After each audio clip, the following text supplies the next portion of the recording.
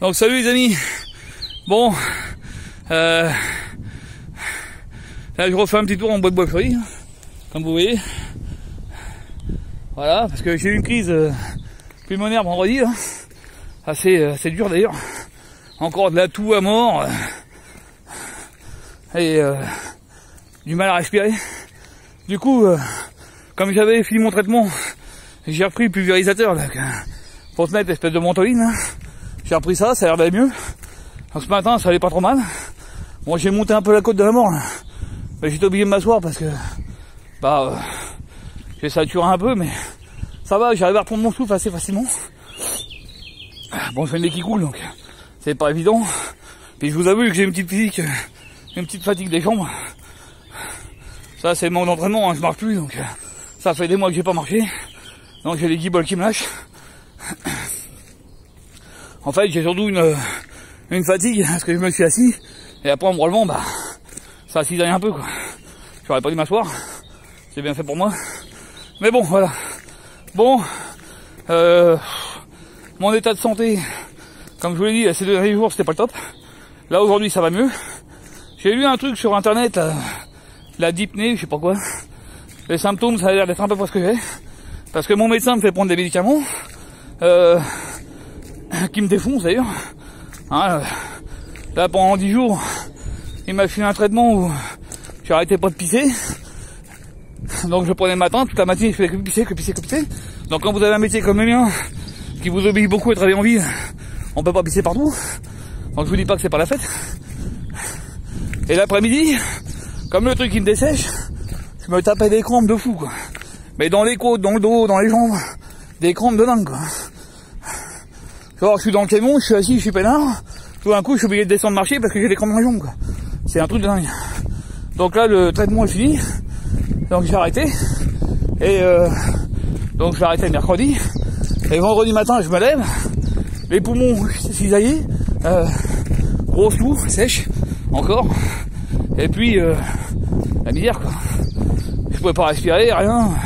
Le moindre effort complètement essoufflé. J'en pouvais plus. Et donc, comme mon médecin me file des traitements, et que tout ce qu'il trouve à me dire, c'est qu'il n'y a rien dans les bronches. Alors comme j'ai dit, la dernière fois, je me suis un peu énervé quand même. Puis vous me dites que j'ai rien dans les bronches, que je tousse comme un porc, si je crache des glaires qui sont gros comme mon poing, je dis ça vient pas de mon trou balle, ça. Hein. Ça vient même de mes poumons, ça vient pas d'ailleurs. Donc là, il m'a fait faire une prise de sang de 18 fioles, bilan complet sanguin. Pour voir si j'ai pas une bactérie ou... Et bon, j'ai vu un truc sur internet. Alors je sais qu'il faut toujours se méfier d'internet, mais enfin bon, quand même, quand vous faites plusieurs sites et qu'ils vous parlent tous de la même chose, c'est ça, qui est à peu près mes symptômes, ça s'appelle la dypnée. La dypnée, c'est un truc qui vous fait tousser et qui, en fait, modifie votre rythme respiratoire. C'est tout à fait ce qui m'arrive. Parce que ou bien il est ralenti, ou bien j'hyperventile. Donc c'est très emmerdant. J'arrive pas à gérer mon rythme en fait, respiratoire. Donc là je fais un petit tour en bois-fleuri pour voir mes poumons. Je vous dis, je suis arrivé en haut de la côte. Bon, j'étais un peu saturé. Hein. J'avais les poumons un peu saturés. Mais bon, comme j'ai repris des kilos et que je marche pas. Alors, petit message particulier à tous les obèses comme moi, qui ont perdu du poids, ou qui veulent perdre du poids. Faut savoir que j'avais perdu 50 kilos les gars. Et j'en ai repris 30. Tout simplement parce que cet hiver, j'ai eu ce qu'on appelle une crise de fatigue aiguë. Et j'ai rien branlé. Je suis resté chez moi, à bouffer comme un gros con, à bouffer que de la merde. Et puis, sans m'en rendre compte, je me suis repris 30 kilos dans ma gueule. Donc évidemment, vous devez bien douter qu'une prise de poids pareille n'est pas sans conséquence. Et que c'est certainement dû à ça. Mais problème respiratoire. C'est ce qu'ils avaient l'air de dire sur internet. La dypnée. Les causes, grosse toux et difficulté respiratoire due à une modification respiratoire. C'est à peu près ce que j'ai. Malgré que mon médecin m'en ait pas confirmé la règle. D'ailleurs, je vais voir vendredi, je vais en parler un petit peu. Et apparemment, il n'y a pas 36 solutions pour régler le problème. Faut que je perde du poids et que je me remette à marcher. Parce que la dypnée, on l'a souvent quand on fait du sédentarisme. Sédentarisme, C'est-à-dire quand on pose ce gros cul dans son fauteuil de merde, et qu'on fout plus rien de ses journées, qu'on sort pas, qu'on reste le cul devant la télé. Alors moi qui suis à mi-temps thérapeutique, en plus, donc je travaille pas tous les jours, donc je sors moins, et je sortais encore moins, quoi. Donc résultat des courses, là aujourd'hui j'ai fait une petite rando, hein, je vais pas faire le grand tour, parce qu'il y a de la boue partout, il a plu depuis 2 jours. Donc résultat des courses, si j'ai bien compris, pour me soigner, faut que je reperde du poids, et que je me remette à sortir. C'est pour ça que là, j'ai décidé, tous les jours, autant que possible, à part vendredi prochain parce que j'ai un rendez-vous à 6h chez mon médecin, de faire un petit tour comme ça, du bois fleuri. Alors une demi-heure ou 1 heure, parce que là, ça va faire qu'une demi-heure, parce que le grand tour est plein de boue, donc je pourrais pas le faire. Je suis pas équipé, j'ai des petites chaussures de merde, là, donc c'était juste pour faire un test pour mes poumons, pour voir comment ça réagit. Et bon, là ça va, je suis pas trop mécontent. Là c'est plus que je suis essoufflé, mais bon, il y a un petit peu de mes problèmes respiratoires. Il y a aussi le fait, comme je vous dis, que j'ai pas sorti depuis des mois. Ça fait des mois que je me sors plus les doigts du cul, et que j'ai repris du poids. Et tout ça, bah en fait mon corps est en train de me dire, dis donc mon con, tu veux jouer les malins, bouge pas, je vais te calmer. Et là il m'a bien calmé, hein, je vous le dis. Donc du coup moi vendredi, bah mercredi le traitement s'est arrêté, donc je vais tout arrêter. Et vendredi j'ai chopé donc cette crise qui m'a... Merde, une bébête qui vient me tomber dessus. J'espère que c'est pas une araignée, si on en 5 minutes je vais la sentir passer. Ah attends. Merde, c'est peut-être pas une araignée, ça c'est peut-être une chenille processionnaire, bordel de merde. Enfin bon, on verra bien. Si même à me gratter, je saurais pourquoi. Bon, et donc là, vendredi, je me lève au matin. Bon d'ailleurs j'ai de la chance, c'est que j'arrive à dormir la nuit maintenant. Je me lève au matin, grosse toux de chien, à m'en arracher le larynx. Et puis tout d'un coup, bah, les poumons saturés, quoi. Et depuis vendredi donc samedi, les poumons saturés au moindre mouvement. Je me lève pour aller pisser, je suis soufflé. Je prends ma douche, je suis soufflé. Un truc de dingue, quoi. Bon, voilà.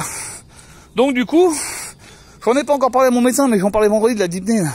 Il va m'expliquer si c'est ça ou pas, lui. Parce que là, je suis à 2 doigts d'avoir un pneumologue, hein, je vous le dis. Hein. Parce que des coups comme vendredi et samedi, c'est dur. Hein. Je vous dis, j'étais à 2 doigts de me demander si j'avais pas crevé. Hein. Les seuls moments où j'étais bien, c'est quand j'étais assis ou quand j'étais couché. Bon, bah si c'est pour passer ces journées assis couché, ça va pas le faire. Donc j'ai regardé, la dyspnée, on peut l'avoir dû à l'obésité. Donc évidemment, comme j'ai repris du poids, ça a peut-être joué là-dessus. Et du coup, bah, je suis pas bien, quoi. Donc, j'ai regardé les traitements. Et ben, le meilleur traitement pour moi, c'est de perdre du poids et de me remettre à marcher. Donc voilà. C'est pour ça que j'ai décidé de remarcher tous les jours à peu près minimum une demi-heure, maximum 2 heures si je fais le grand tour du bois. Mais bon, là, je vous dis, hein, vous voyez, le sol est gras, ça fait 3 jours qu'il pleut. Bon, il y a de la flotte et de la boue partout. Moi, j'ai des petites baskets, hein, pour aller faire le grand tour, c'est mort. Hein. Mais bon, là, c'est juste un cesse, hein. Je fais le petit tour là. Après, je fais de l'allonger un peu. Voilà. Puis, je vais remettre mes pompes de rando aussi pour m'habituer les pieds, ce serait pas plus mal. Et puis, bah, ma foi, bah, je vais reprendre la rando. Hein. De toute façon, j'ai eu une perte de morale là cet hiver. Là. Mon père comprenait pas, mais c'est vrai que j'ai pas le moral. J'ai eu une petite perte de morale, j'ai eu encore un petit coup d'envie de rien en fait. C'est vraiment chiant ces moments-là. C'est chiant. C'est vraiment chiant. Donc c'est des moments où il n'y a plus rien qui vous intéresse, il n'y a plus rien qui vous fait envie, plus envie de marcher, plus envie de sortir, plus envie de regarder la télé, plus envie de rien. Vous avez un moment où il n'y a rien. C'est chiant, c'est comme ça. Petite perte de morale, petite dépression encore. Bon, bref, là je vais je me suis remis au régime depuis 2 jours là. Bon, il est un peu plus sec qu'avant parce que je vais essayer de perdre du poids rapidement pour pouvoir me bouger un peu plus vite. Et puis bah, je vais reprendre doucement la randonnée. Et puis il faut que je me retrouve une motivation en fait à la rando. Qui était à l'époque de faire ce que je suis en train de faire là. C'est-à-dire vous parler, parce que mine de rien, je suis pas quelqu'un de très social. Donc j'ai du mal à me confier aux gens. Mais c'est vrai que parler à une téléphone ou à une caméra, c'est bien parce qu'on voit pas les gens en fait. Parce que le problème quand on parle avec les gens, ils ont tendance à vous regarder avec un air de pitié. Et ça c'est un truc que je supporte pas moi. Parce que je suis quelqu'un quand même d'assez costaud. Et j'aime pas trop qu'on me regarde un peu comme un chien abattu quoi. Donc c'est vrai que c'est plus facile de partager avec les gens via la caméra. Au moins on les voit pas. Puis je sais qu'il y a des gens, mes abonnés qui, certains s'intéressent beaucoup à ma santé. Et je vous en remercie. tous. Bon, je vous le dis honnêtement, je vais m'y remettre sérieux, donc je vais pas faire trop de vidéos parce que ces prochains jours, je vais plutôt marcher dans le bois de Bois-Fleuri, qui se trouve juste à côté de chez moi, pour pouvoir me remettre un peu en jambes et puis perdre un peu de poids, parce qu'évidemment, avec la charge que j'ai repris, vous devez bien vous douter que Fontainebleau c'est mort pour l'instant, hein. Même à Ermenonville, Conduit sur Terrebonne, il y a des montées qui sont super violentes, je vais en prendre plein la tête. Donc il faut que progressivement je me remette en place, et une fois que ça va enquiller sec, là on ira refaire un petit tour dans nos forêts adorables, surtout Fontainebleau qui est magnifique. Hein, d'ailleurs si vous avez regardé mes vidéos, vous avez dû les voir, il y a vraiment des coins superbes. Et Ermenonville aussi qui est très beau. Hein. Pour tous ceux qui aiment Ermenonville, essayez d'aller jusqu'à Lastel où il y a eu accident d'avion. Bon, autre que Lastel, où c'est un peu tristounet, hein. Moi, c'est vrai que j'avoue que ces trucs-là, ça me touche un peu parce que on voit le nom des familles entières qui sont décédées dans cet avion. Et c'est triste de voir ça. Moi, ça me touche en fait. J'ai pas l'air comme ça, mais à l'intérieur, je suis un peu émotif. Et tout ce qui est camp de la mort, tout ça, ça me... Voilà, moi aussi, tout ça, j'ai pas envie d'y aller, quoi. Parce que le problème, c'est que j'ai une grande imagination. Et par exemple, quand j'ai été au Struthof avec mon père dans les Vosges, c'est un camp, le Struthof, c'est un camp de la mort, hein, je vous le dis. Hein. C'est un camp où les gens mouraient, c'est un petit Auschwitz, beaucoup plus petit, mais qui a eu beaucoup de morts aussi. Et quand les gens, ils y vont, ils voient l'endroit des baraquements où c'est du gazon. Moi, je vois à l'époque où les mecs, ils étaient entassés là-dedans comme des animaux, qui vivaient dans la merde, qui crevaient de maladie, de faim, et quand ils se faisaient pas torturer, ou tuer par amusement par les Allemands. Donc moi, je vois tout ça dans ma tête, et ça me fait mal au cœur, quoi. Et donc du coup, j'ai du mal, moi, à aller dans ces choses-là, parce que ça me touche beaucoup. C'est pour ça que quand mon père a voulu visiter le Struthof, j'ai pas voulu rentrer, moi. J'ai dit non, je rentre pas, même si c'est très bien que les gens entretiennent ce genre de bâtiment pour rappeler à la mémoire l'histoire de France, parce qu'il faut savoir quand même qu'on a eu la deux guerres mondiales ici quand même, c'est quand même pas rien. C'est quand même des endroits qui me touchent beaucoup, et je vous avoue qu'ils me rendent un peu malheureux, et donc je préfère ne pas y aller. Parce que, bon voilà, moi le malheur, c'est pour ça que je regarde plus d'informations, parce qu'aujourd'hui, à part le terrorisme, des morts, des blessés, même nos pauvres gilets jaunes qui se battent pour notre plaisir, qui en prennent plein la gueule, qui se font arracher des yeux, des trucs comme ça, tout ça, ça me fait de la peine, moi, donc j'aime pas ça. Voilà. Donc je préfère me barrer en nature, et puis il faut que je reparte en nature et que j'esquive un peu tout ça de ma tête, de façon à me remettre un peu de baume au cœur et perdre du poids et m'occuper un peu de moi. Ces derniers temps, je me suis beaucoup occupé d'une personne, bon, qui ne méritait pas, je vous le dis, hein. Et bon, voilà, quoi.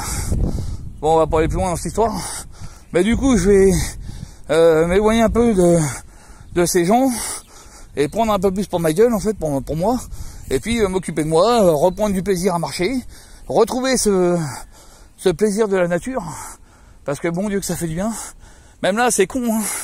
Ça fait des semaines et des mois que j'ai pas envie de marcher, pourtant là je suis bien. Voilà, je vous parle, je suis bien, je suis tranquille. Voilà. Bon, je vais essayer de mettre cette vidéo sur internet, mais c'est pas gagné, parce que je sais pas comment je vais faire, du fait que mon téléphone n'est pas reconnu par mon PC, donc je sais pas, on verra. Bon, bah sur ce, je vous fais plein de gros bisous, puis je vous dis à très bientôt. Salut!